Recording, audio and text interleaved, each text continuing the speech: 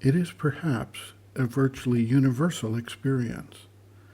An individual takes up a spiritual practice, and for a time, particularly when sattva is in the forefront, he has unique insights, experiences, and a sense of progress. At some point, however, these experiences tend to recede, and the individual is left to address the need for change in his physical, vital, and mental being. At that point, things become more difficult. Visible progress is sometimes lacking, and discouragement can set in.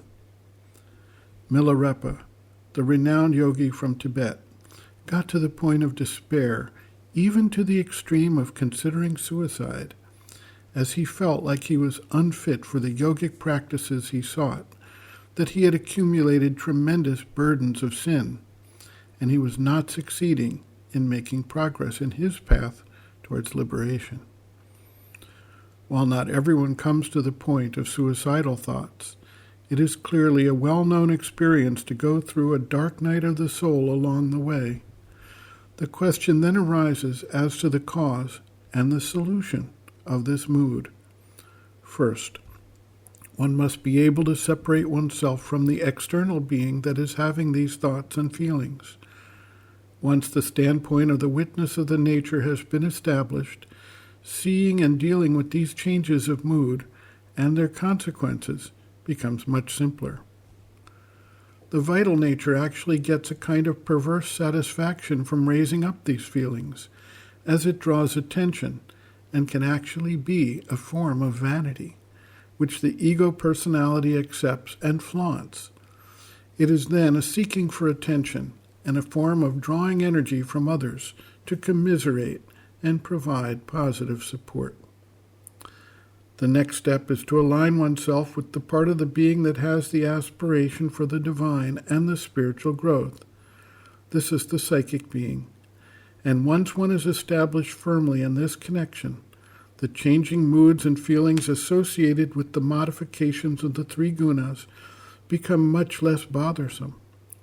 This allows the sadhak to experience peace and hold a smiling attitude towards all the circumstances and vicissitudes of life, even while undergoing challenges, facing obstacles, and dealing with these dark periods that come along with any attempt to address and effectuate changes in human nature. Sri Aurobindo notes, quote, "Why do you indulge in these exaggerated feelings of remorse and despair when these things come up from the subconscient? They do not help and make it more, not less, difficult to eliminate what comes. Such returns of an old nature that is long expelled from the conscious parts of the being always happen in sadhana. It does not at all mean that the nature is unchangeable. Try to recover the inner quietude, draw back from these movements, and look at them calmly, reducing them to their true proportions. Your true nature is that in which you have peace and ananda and love of the divine. This other is only a fringe of the outer personality, which in spite of these returns is destined to drop away as the true being extends and increases.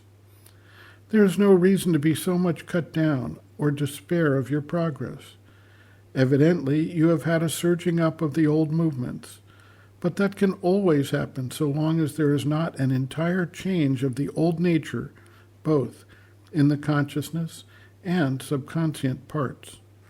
The one thing to do is to quiet yourself and get back into the true consciousness and poise." End quote. Reference, Sri Aurobindo and the Mother, Looking from Within, Chapter 4, Ordeals and Difficulties, page 96.